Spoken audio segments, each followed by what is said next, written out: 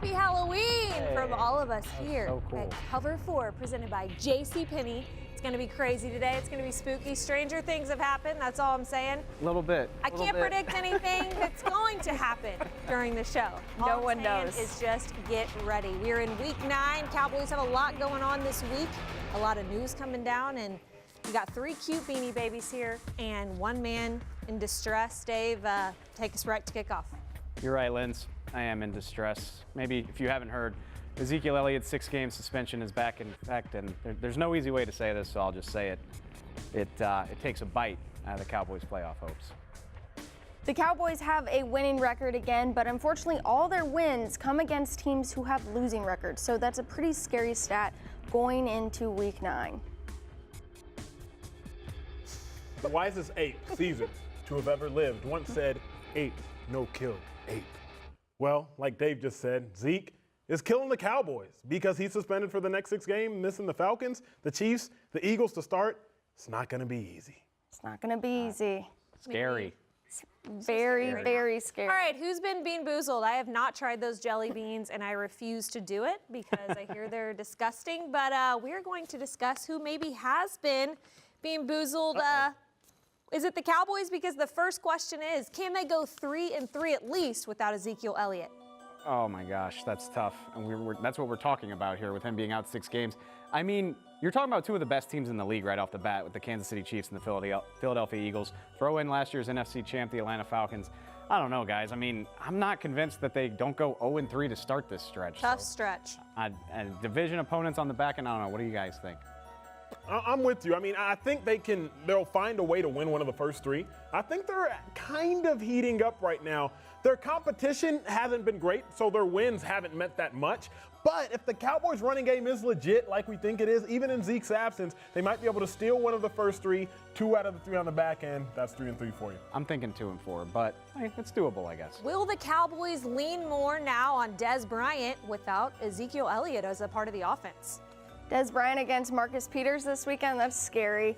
There are so many different things that you're worried about with this secondary or with these wide receivers because, as you've seen, they've dropped big drops. I mean, yeah, Dez has had great touchdowns, but you can't really rely on Terrence Williams and Bryce Butler every time, and I'm sorry to say that, but it's just the truth. If you're going to go straight to your passing game, I think you're going to rely more on Dak Prescott than you are on these receivers. I think you're absolutely right. And the receivers are going to have to play well, don't get me wrong, but if anything, I'm looking at Dak Prescott. I'm looking at these backup running backs to step up because I don't think you're going to change too much about the way you play football. I think that you would be a fool to think all of a sudden Dez is going to start giving you 10 catches for 150 yards a game. I agree. Since Dak has taken over at quarterback, we said this stat week 1 or week 2 of the season, Dez has averaged 3-point-something catches a game for 50 yards.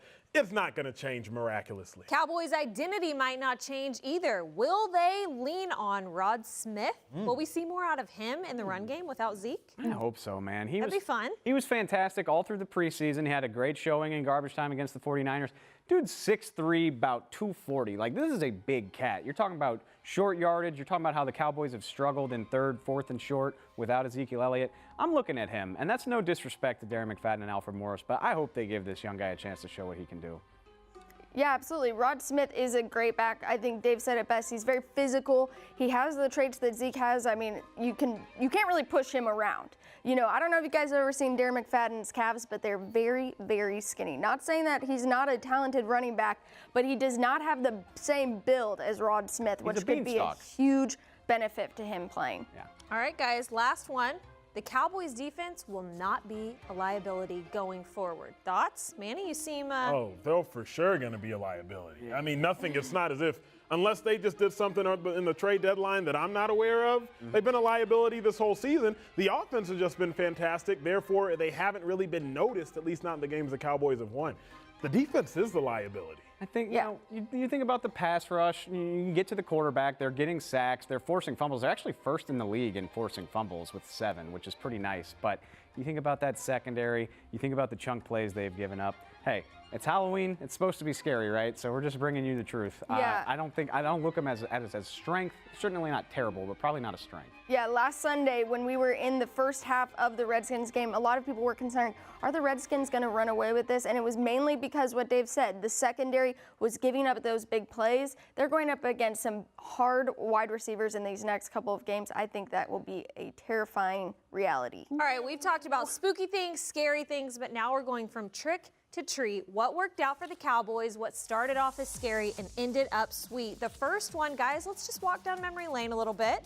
Tony Romo's injury leading us to Dak Prescott. That is actually one of the biggest treats the Cowboys have ever stumbled upon in their franchise history. I'm talking to a scout heading to Chicago 2 weeks ago, and he tells me how he was just thrilled and somehow figured out, how did the Cowboys stumble into Dak Prescott? Even with Tony Romo's injury, keep in mind, there's a lot of sources out there that think the Cowboys traded up for Connor Cook, but he was taken by the Raiders beforehand. They tried. So beyond the Tony Romo injury, you stumbled even to Dak. They almost went after Paxton Lynch in the first round, too. Didn't get him to Denver, who's having their own quarterback issues. So, yes, absolutely, guys. When this first happened, everyone thought the worst. They had nightmares about a 4-12 season once more. But Dak showed up in a big way. Trick to treat, let's think back to 2015. We had a 4-12 season on our hands, but what did that lead us to? Ezekiel Elliott. Yes, a 4-12 season, it always is scary and you're sad. Your season is over on January 3rd and your guys are just ready for the draft in April. Well, they were, and they drafted Ezekiel Elliott. Of course, when he was drafted, it was to help Tony Romo, the aging quarterback, but now, you know, it was to help Dak and 2-1-4. Soft schedule, you're right, Linz. They were able to play everyone who was at the bottom of their division the year before, which is always a benefit, more so than people think. And to Tay's point, I've often argued that, you know, first place versus fourth place doesn't really matter, but you finish first, you got to play teams like Aaron Rodgers, you got to play teams like the Falcons. Sure would be nice to have the Eagles schedule. They finished fourth last year. They get the Bears. They get, you know, two opponents. That matters a lot when you're talking about, you know, the NFL week-to-week results are so important. Trick to treat, Manny, I know you can speak to this. Injuries are serious when you're a big, strong defender. DeMarcus Lawrence having back surgery turned into a huge treat because he seems to be healed up just fine. You never know how somebody's going to bounce back, and his bounce back story is one of the craziest I've ever seen statistically, that is. I mean, when you have back surgery, whenever you really have any injury of any kind, you just never know how your body's going to respond. It doesn't matter how young or how old.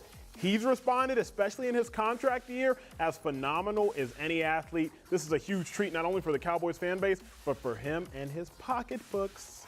All right, trick to treat. Jalen Smith's horrifying injury that we don't wish upon anyone ended up letting him fall to the Cowboys. Not only that, but how smart do we feel? Jalen Smith, well, I mean, obviously, you can talk about the injury. It's incredible that he's even playing football. But just these last couple weeks since Sean Lee and Anthony Hitchens came back, he's playing 17, 25 snaps a game as opposed to 60, 70.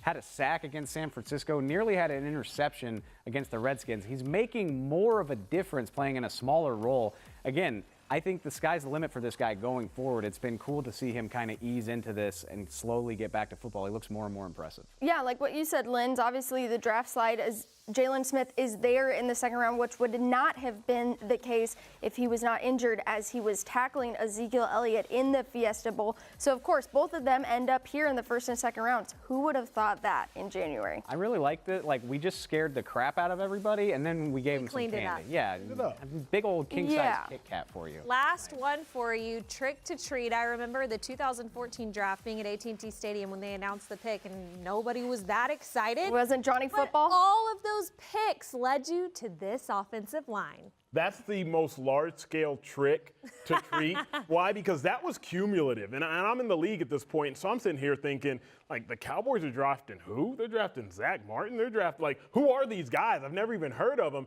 Next thing you know, I'm looking up playing the Cowboys, and these guys are dominant 5 figures up front. So that offensive line and really the cumulative effect of those offensive line drafts were a trick on the entire NFL, but a huge treat.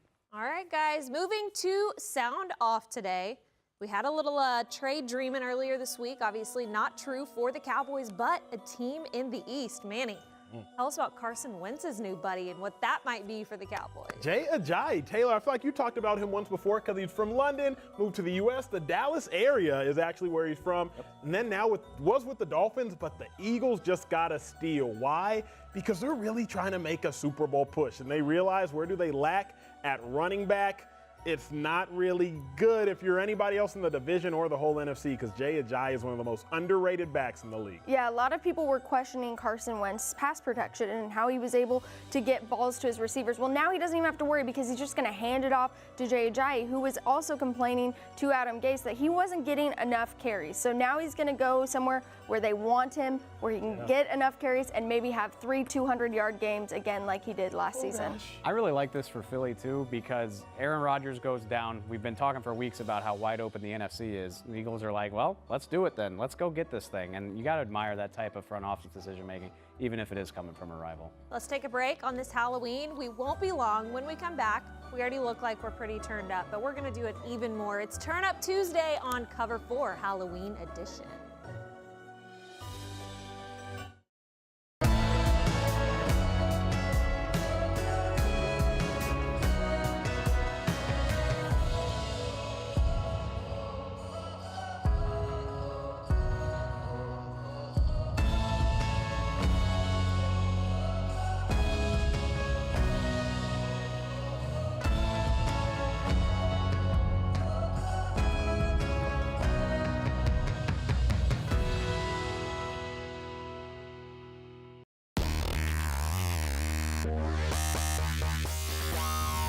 Hi everyone, I'm Taylor Stern inside the AT&T Media Center.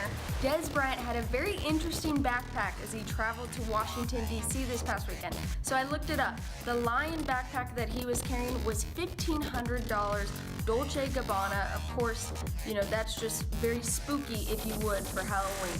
So stay tuned for more from AT&T Media Center.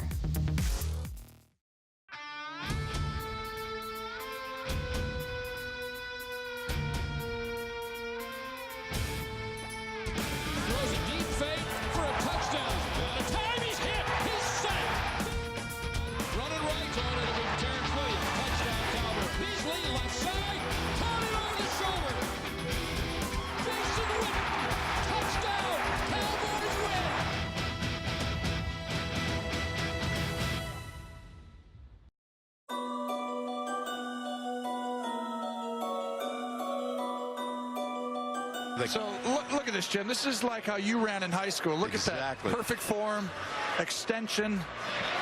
I mean, and doesn't even get phased that there's people around. Just look, ooh, look at the change of direction. Does he get both feet in right here at the end, Jim? Well, he turns it upfield. Ooh. Is that considered a black I was cat? going to say, thank God it's not, because that's bad luck for like 90,000 people. Yeah, well, Tony Romo's bringing that to us pretty soon here. He will be back this Sunday. DeMarco Murray not back too? The three amigos back together? That would have been fun.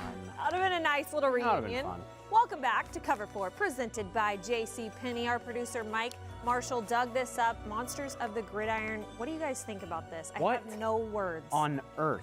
How much did they pay these guys? That's what I like. Look, what is Emmitt Smith wearing right These are here? actual cards. These guys actually like willingly dressed up in these outfits. Manny, would you have done this as a player? Tell me. For the money. right price. Yeah, exactly. Anything for that pocketbook. Absolutely. Look at these Yeah. clowns. Yeah, these are classic. I can't imagine Dak or, you know, any current player doing this. Odell Beckham is like, you know, Stretch Armstrong or something. I don't know. Look, money talks, Dave. Money Money does, talks. dude. That's the truest thing you've ever said. I would be a monster of the gridiron. You guys can call me. I'll What would you wear be? anything. Anything. Just tell me. I'll do any of those costumes. Pretty Bones. scary. Turn Up Tuesday. Here Turn up. we go. Steelers, you guys are always on our list because you do great things, and I'm always entertained by it. Keep doing it, right? I love it. Honestly, I watched the Steelers game, and I literally just hope they score. Yeah. Because as soon as they score, they turn up with the rest and the best of them. I love it. I mean, how do you think of this one, the bench press thing with the spotter, and you had the cheer guys cheering them on too? Like, That was a full ensemble right there. That's straight up college football practice. I was going to say, like, that takes at least a little bit of prep. Like, they talked about that. You know what I mean? And I appreciate that dedication. Manny, I know you always miss, the opportunity to do this, but the Eagles get in on it too. Unfortunately, you didn't get to be a part of these really cool ones, but they have some great ones as well. They have some solid ones. I wish they would change up the vibe every now and then. Like, I can only watch the pitching. I mean, at least right there, Ertz changed it up. He walked them, and then they kind of ran off in celebration. They're about to fight. But I'm not trying to see no more baseball celebrations, Eagles. Y'all are scoring too many touchdowns right now to not be creative. Yeah. You heard it from Manny. Okay, next, Travis Kelce. We saw him last night, and you're going to see him Sunday, but you're going to hope that you don't see any of these touchdown celebrations. Am I right? He's a dancer. I mean, the thing is that you wonder when they're making these celebrations, practicing those dances, is it motivating them to be open, to get the touchdowns? You hope so, but get that running, man. This dude. I like the one guy. I like Kareem Hunt comes in at the end and just kind of raises the roof just a touch. Honestly, I love Travis Kelce. He is slowly climbing up my list fun, of man. favorite players. He is fun. And he really can dance. He really can. I think was he hitting him with the jerk though from 09? Yeah. I'm worried he's going to bust something out this weekend. I'm just saying. Will Dave tweet about it? Yes, for or sure. no? Absolutely. All right, you see them incorporating baseball. We have a little soccer involved as well, I think, on the football field. People like to really get creative here. Vikings in London. That's the kicker, Taylor. Yeah. Hey. That's the kicker. It was in London. Getting his Wayne Rooney on. Yep. Yeah, it just seems right there. They've probably seen it all week. That's what people love out there in the UK. So you got to give the people. To the masses. Exactly. I'm just glad Give the people what they want. something that happened in a UK football game was entertaining because the game. Wow, Dave. All right. They're not. Best one for last. Juju, you made it again. This guy, youngest one in the NFL, and I really cannot get enough of this. You gotta lock the bike up. If people are gonna take it and try to sell it at pawn shops or whatever, Look at make everyone in sure the it's back. secure. You talk about. Oh, sorry. Well, just talk about something that was planned. He'd been planning this one since the day it got stolen. You talk about your power rankings. Like this guy's skyrocketing. Skyrocketing. So Antonio Brown, he kind of likes being the big flashy receiver there. I wonder if there's a little rivalry. Well, I there. think Hey, Antonio's passing the torch. Is he though? He's not getting older, but he's been in the league long enough now. This young 20-year-old buck is coming in. Who is he? if Juju keeps getting attention like this, I think Antonio's gonna be like, hey, hang on, wait a second. Hold up a little bit. All right, guys, out of time on this Halloween. Let's go to OT. Manny? Man, extension of tricks and treats. You look at only 3 players have rushed for 1,000 yards after contact since 2016. Jordan Howard's one for the Chicago Bears, but the other 2, the player the Cowboys lost in Ezekiel Elliott, and the players the Eagles gained in Jay Ajayi. So while the Cowboys got tricked, boy, did the Eagles get a treat. Everyone knows that Dak Prescott had a great college career coached by a great coach in Dan Mullen. Well, Dan Mullen coached another great quarterback in the National Football League, and his name is Alex Smith. The trade deadline has passed, everybody, so I'm sorry. Your questions about trades, blockbuster deals, draft picks on the move, players, Jay Ajayi, they're a moot point until March. And while that might be sad for you, it's music to my ears. So just spare me the tweets. Y'all have a great Halloween. #journalism. Yeah, All absolutely. right, we're out of time for this episode of Cover 4. Manny is out tomorrow, unfortunately, but we might have an interesting guest on the show. Who knows? You might want to tune in and find out. Everyone, have a safe and happy Halloween.